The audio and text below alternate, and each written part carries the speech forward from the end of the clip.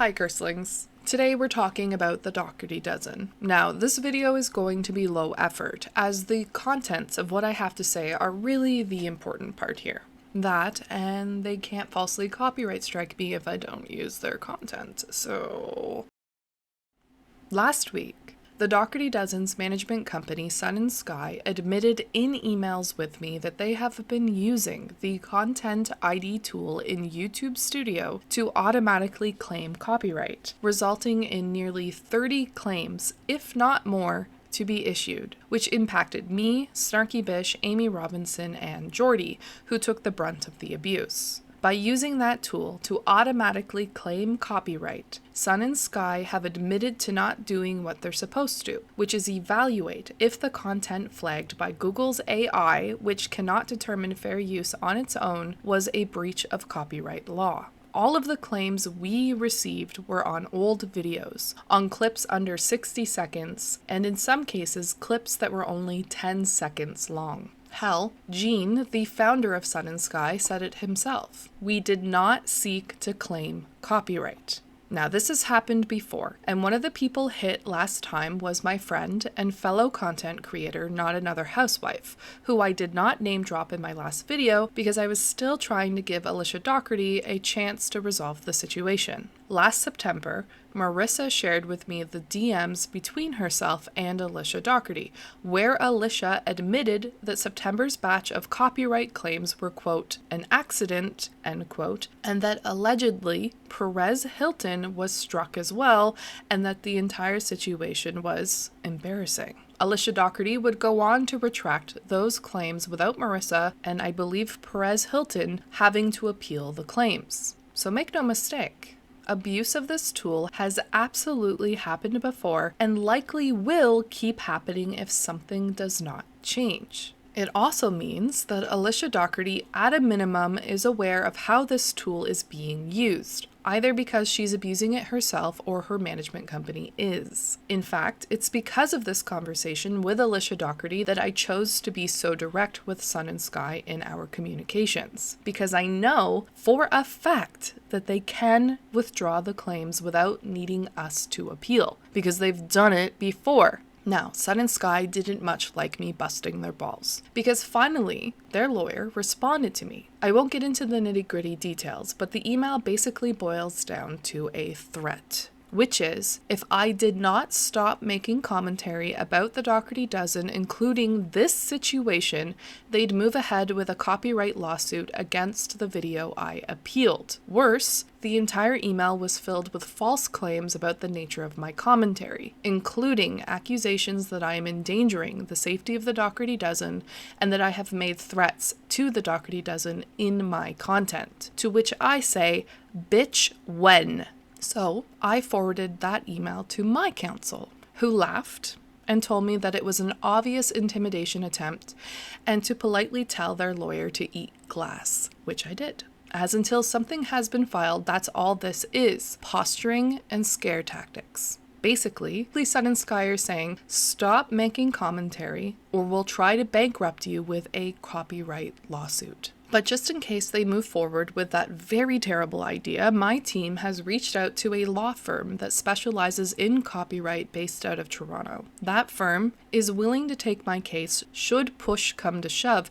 However, the retainer will be about $15,000 Canadian, and that's discounted because of the stupid factor of this situation. As everyone that I have spoken to in the land of Timbits and Caribou can see, that the video I appealed is fair use and does not do any of the things Sun & Sky's counsel is alleging, especially when I have the DMs from Alicia Doherty admitting to abusing the tool last year, her management company admitting to it this year, and now their lawyer literally trying to shake me down by way of litigative blackmail. They are absolutely trying to silence commentary and criticism, and they are using intimidation to do that. And keep in mind that if Sun & Sky actually won their case against me, they'd then have to file to have it enforced in Canada. My channel isn't profitable enough for that to be worthwhile. So basically, Alicia Doherty is threatening to take away my home in order to do what?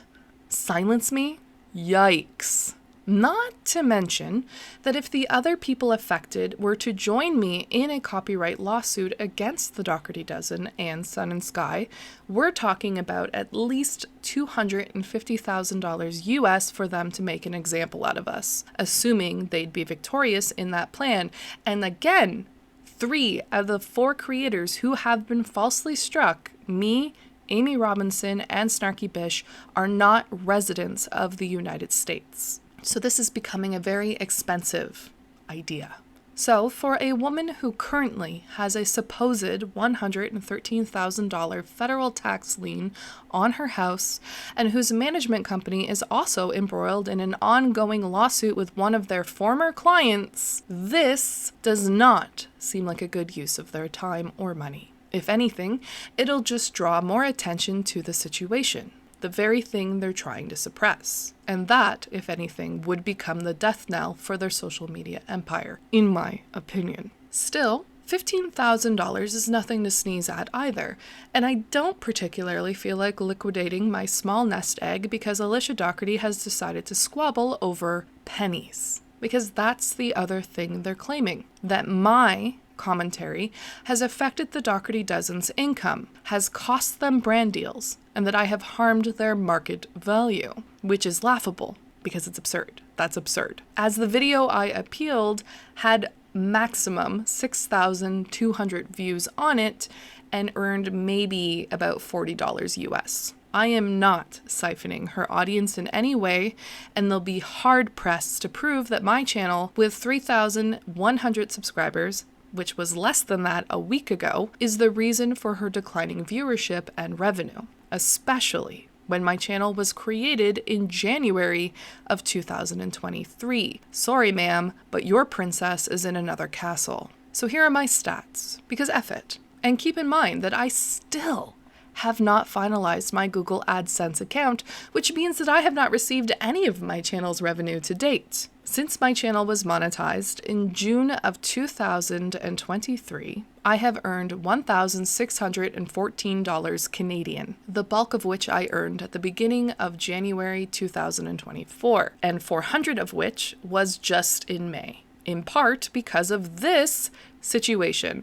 Literally, by striking my channel, Alicia Doherty has drawn more attention to it. My videos earn between $20 and $60 US each, or about $40 on average. My memberships earn an additional $22 US a month, and here and there, I might get a super thanks. In other words, the Doherty Dozen are threatening to sue me over about $200 to $300 a month, because I have the gall to make commentary about them. Commentary that is, in my opinion, far kinder than others, in that I don't attack her appearance, or mock her children, or involve myself in her real life, or weaponize Child Protective Services, let alone encourage it. In fact, I have even defended Alicia Doherty at times, as well as her supporters, which has led to me being harassed and threatened in kind.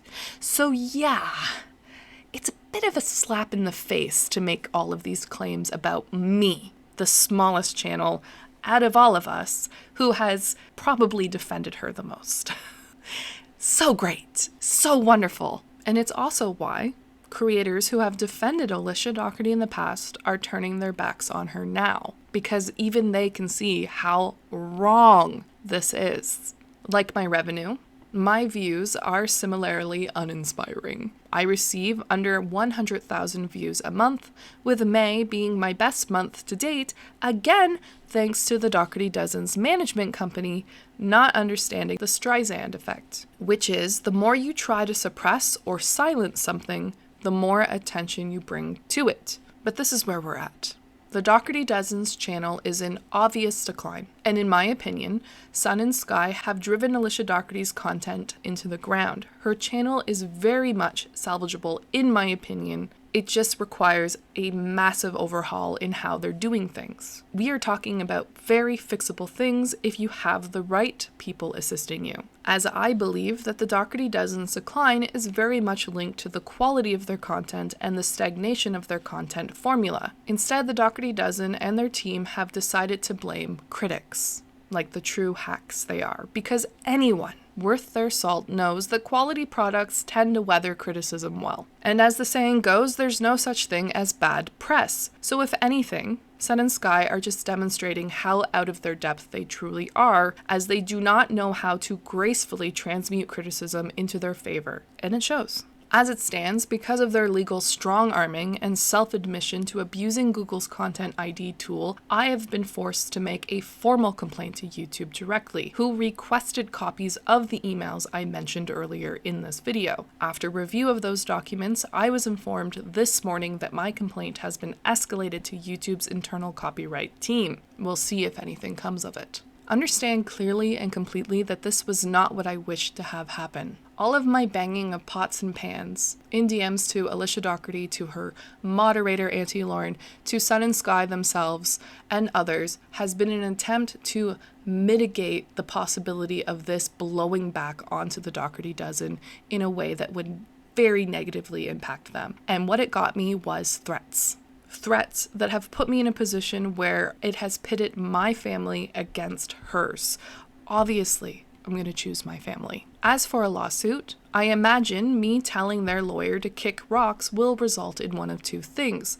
Either they'll make good on their threats and I will then countersue, or they will back off like they did with DCP, the Dad Challenge podcast, who is arguably far worse for their brand than I am. So I'm not quite sure what their reasoning is here other than to just be bullies. However, should they decide to file, well, then I guess we ride at dawn. I've already reached out to Caffeinated Kitty, the woman who Lauren the Mortician and her lawyer, Jeanette Braun, tried to intimidate and harass, and she gave me some pretty good advice. I've also been in collaboration with the Dad Challenge podcast, which is the real plot twist of 2024, if anything, since we have opposite opinions on certain topics. He has also offered to help me with legal fees. We'll see if that is true or not. Finally, many of you have asked about what you can do to help. It's simple. Use your voices. Keep using your voices. I won't tell you how to do that, and I'm certainly not going to encourage you to do it in a way that harasses the Doherty Dozen. But you are all creative. I am sure you will find ways to make yourselves heard and bring attention to what is happening on your own terms. After all, they can't silence all of us. Anyway, that's it for me. I guess I'm getting sued. I want to thank everyone who has supported me up until this point, and I will catch you in the next one, maybe.